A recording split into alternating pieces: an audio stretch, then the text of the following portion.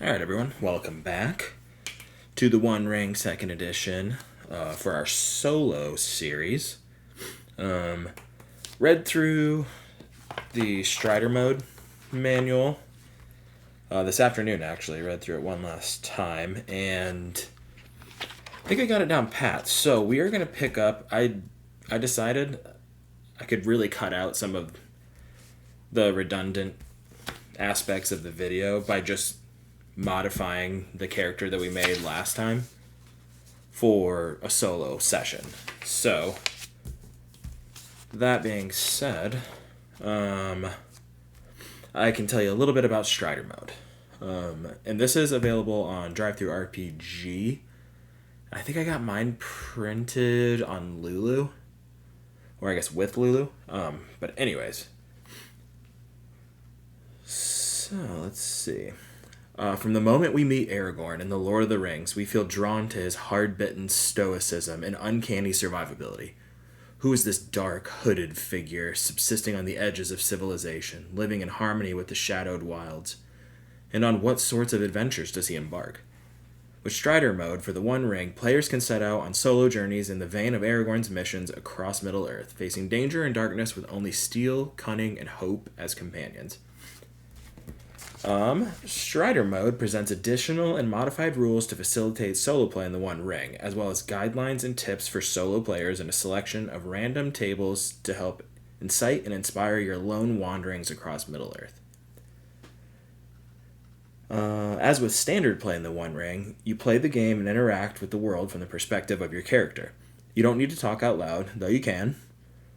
Nor are you writing the equivalent of a novel, though the occasional written note can help you keep track. Instead, you envision the world, the figures and foes you encounter, and your character's actions. The rules of the One Ring help resolve those actions when you need additional guidance or inspiration for how the world responds to you, or what you encounter in your journeys across Middle-earth. Strider mode steps in to lend a hand. I would guess, by nature of you being on this channel, and just the culture around solo playing, A, it's self-explanatory, and B, I think we all kind of know what it is. If not, there's an entire ecosystem on YouTube with some really, really cool solo RPG tips. But here, we are going to start with the adventure. Crafting your player hero. So, previous experience points. You gain 15 instead of 10. So, we would have 5 more to utilize, which, if I remember correctly, I got that. There was a little chart that had us, that told us how many we could spend, or what you needed to spend in order to improve a skill. Okay, here we go. I think I passed it just a second ago. So, we have skill. Previous experience. Okay, so we can raise our skills, or we could do combat proficiencies. Honestly, from 2 to 3. We can't do combat proficiencies because we don't have 6 points to bring one of the 2s up to 3s. So, I mean, we could always save our skill points. Or we could, what don't we have? Yeah, we have a 2 in travel. Healing we don't have any in. A scan, a stealth. Honestly, a stealth might be the move. What if we did 1 in healing, upgraded stealth, and then upgraded one other one? Explore, battle, a travel. We could do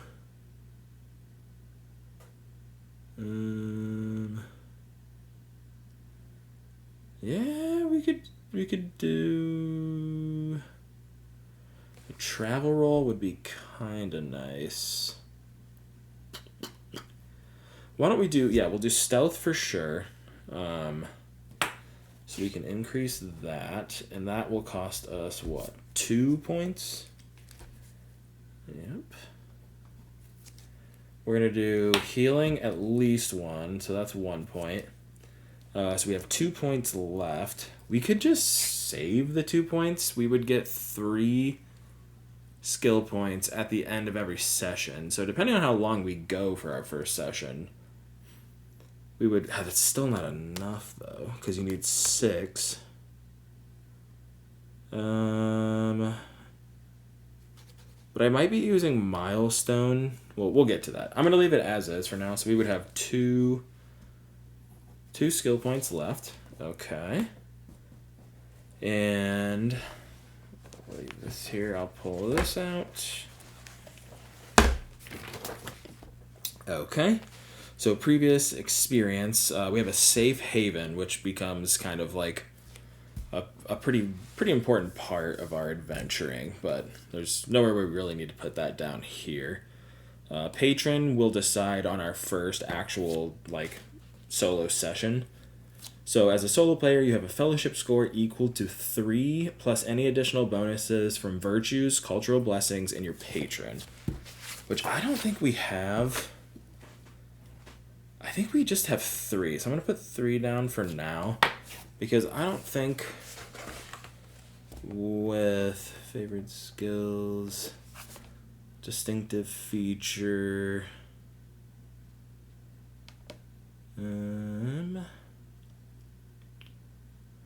quality shade by, yeah, I think even for bardings, I don't think we have any bonuses. We can check. Your valor rolls are favored. Nah, we already knew that. Those are our cultural blessings.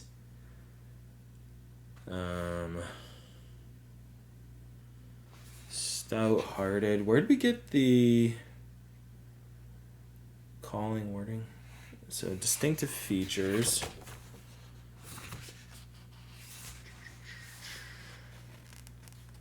Too bold. Eager. Yeah, no, I don't think we have any. I don't think we have any blessings. So we have 3 there for fellowship points. Fellowship focus, we won't have one. Virtues.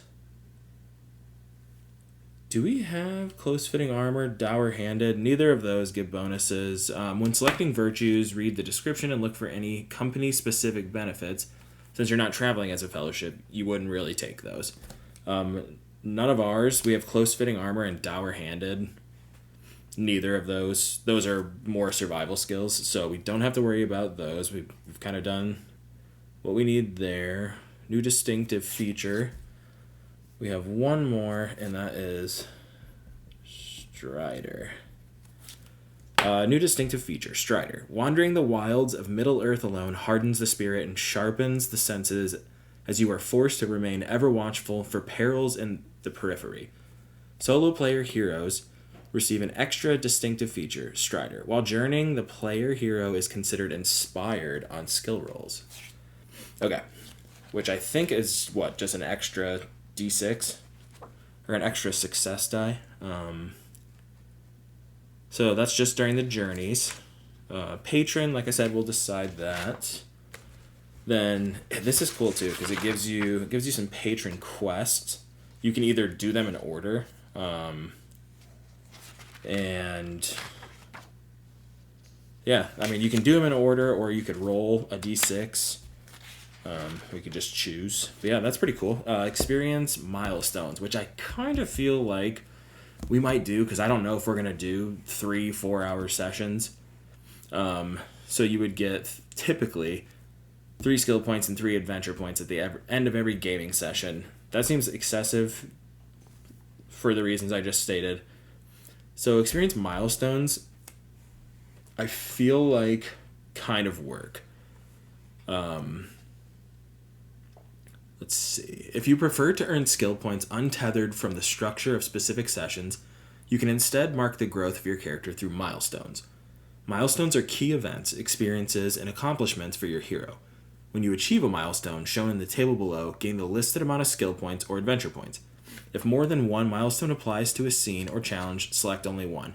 For example, if you defeat a band of orcs as a part of a noteworthy encounter, which is face a noteworthy encounter during a journey. So you could do, you could take the milestone as either a noteworthy encounter or a dangerous combat if you're facing the orcs, which would be survive a dangerous combat, which is kind of cool because if both apply, if you were aiming for a skill point, you would take the noteworthy encounter because that's what the reward is for that. And if you were needing adventure points, survive a dangerous combat encounter would provide you with that. So that's pretty cool. I think this is what we'll rely on. That seems like a good way to level. Or not level, but improve. So here we have the action resolution system, which is similar to how the One Ring functions already by default, except this time you have some fortune and ill fortune tables, which are super cool, and I will kind of explain those real quick. So you set the target number. Oh yeah, that's another thing. I need to change this before we go on. My skills are or my target numbers were our skill rating, so 5, 5, 4, subtracted from 20. In Strider mode, to represent like your sort of like grit and toughness, you would subtract the rating of your skills from 18 instead. So for us, we would subtract 2 further points or 2 more points from each. So we would only need to beat a 13 or meet or beat a 13 for heart and strength, which already seems much more doable. I'm gonna redo that because that's hideous. To be honest, that one's hideous too. And for this, we would have a 14, which is much better than a 16. All right, cool. So we have that.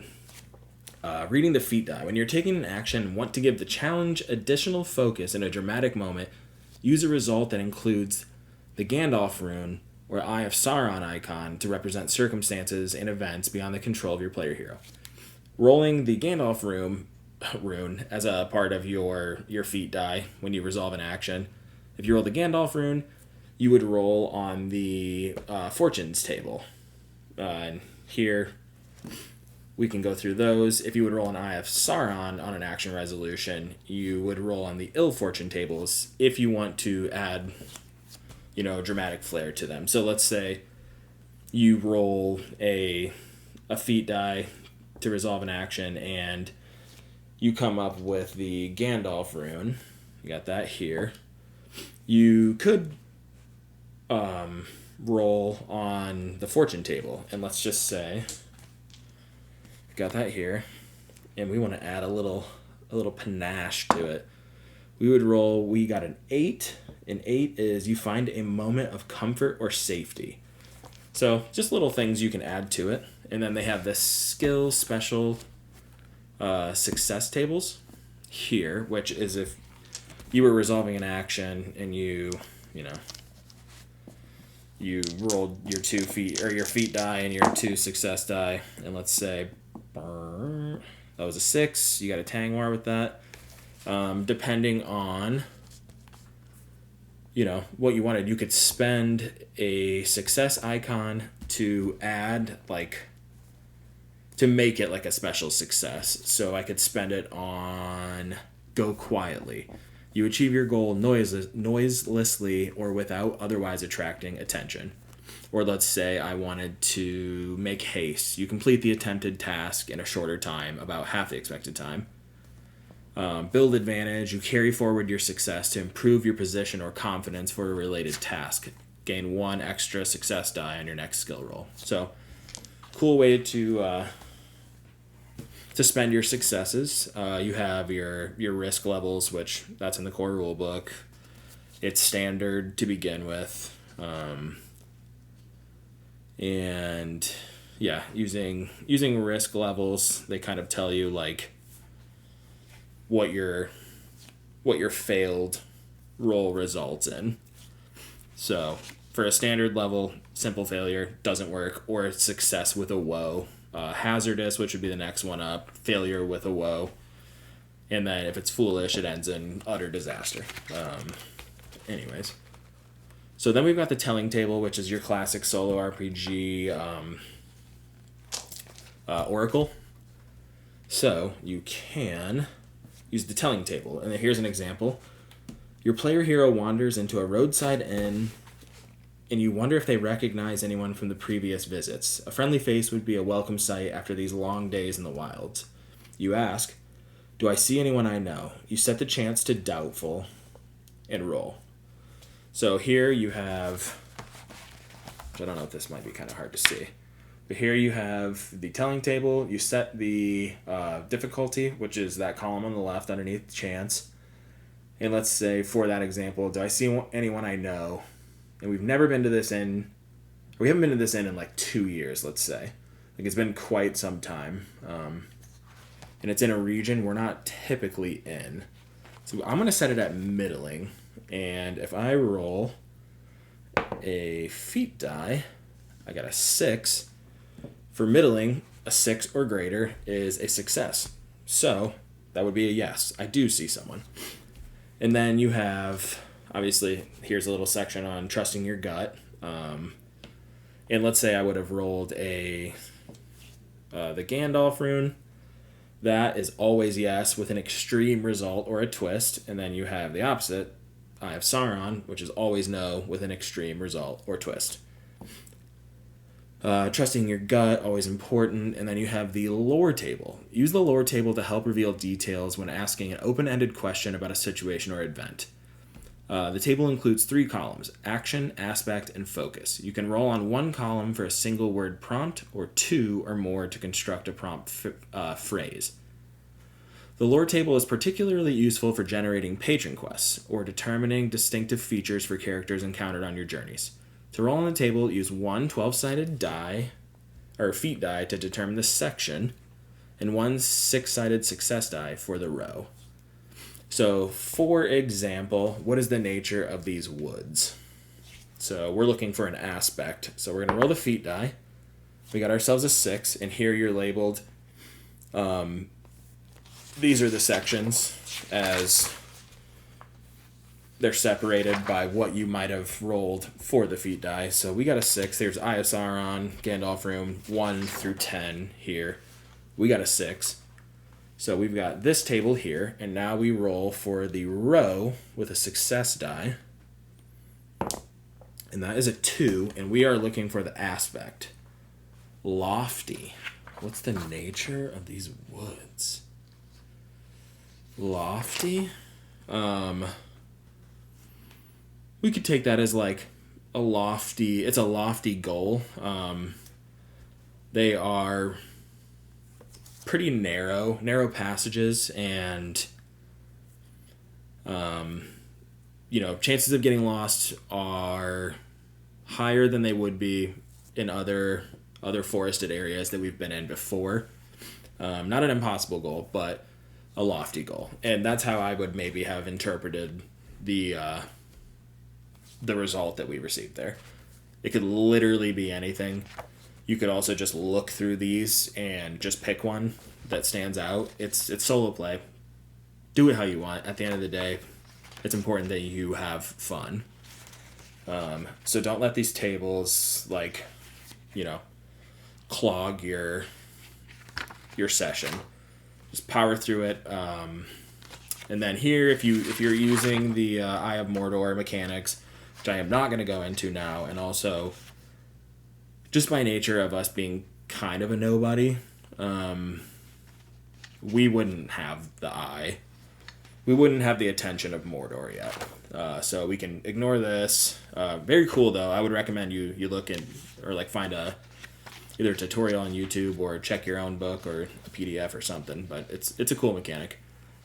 And then we've got combat, which the only thing that really changes here is as one of the 3 stances: rearward, defensive, forward.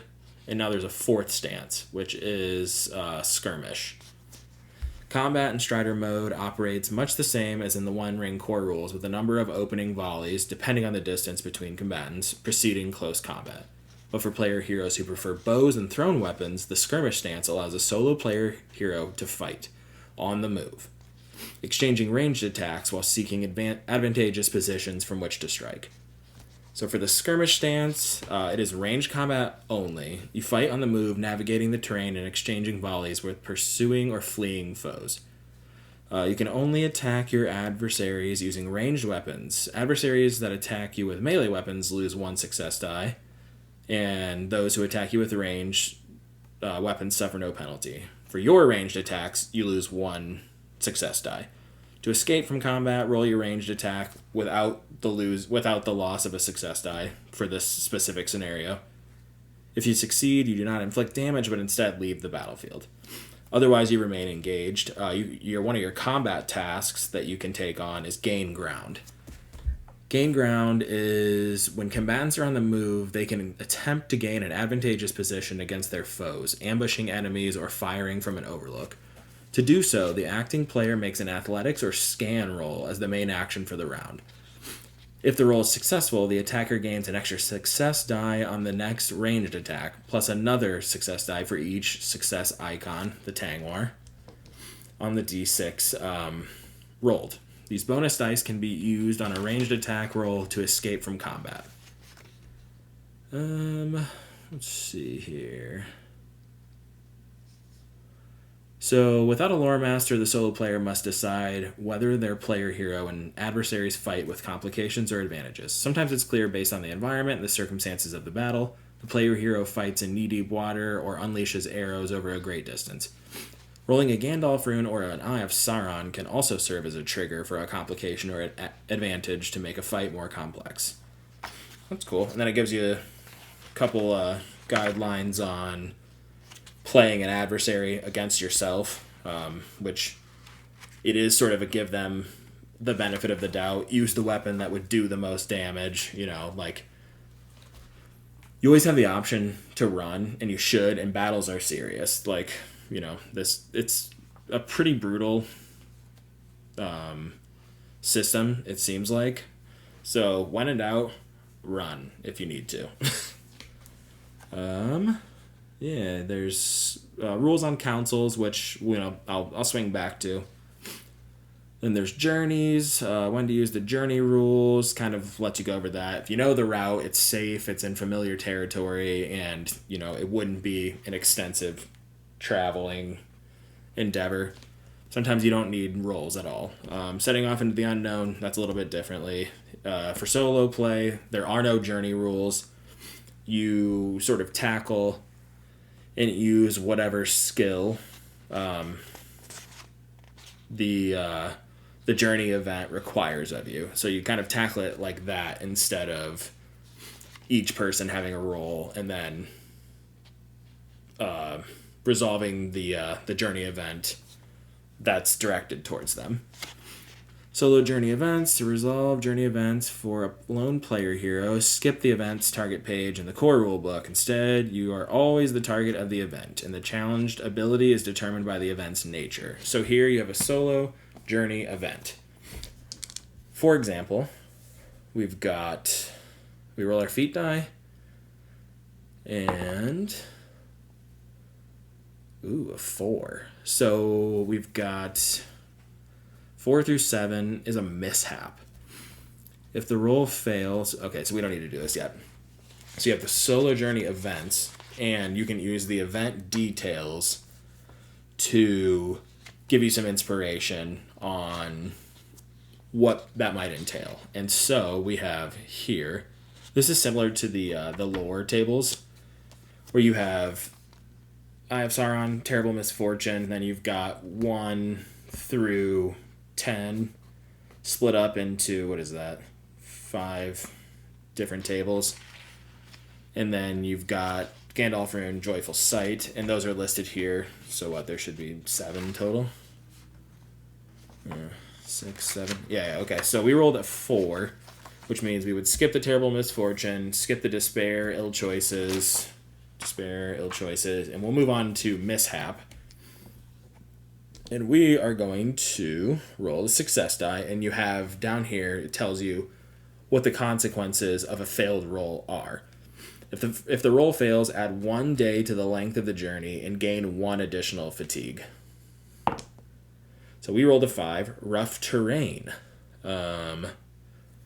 which this would tell us the outcome of this. Rough terrain, explore to safely travel. So we have... Where's our explore? That's in our wits. And we only have 1 success die with that. And we need to meet or beat a 14. Okay. But actually, we have the Strider.